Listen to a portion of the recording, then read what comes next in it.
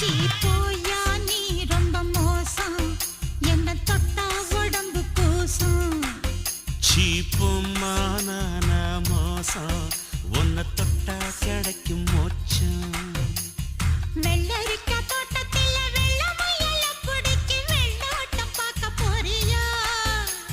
முருங்கக்கா வாங்கி வந்து முத்தங்கொடுத்து சமைச்சு மச்சான தேட போறியா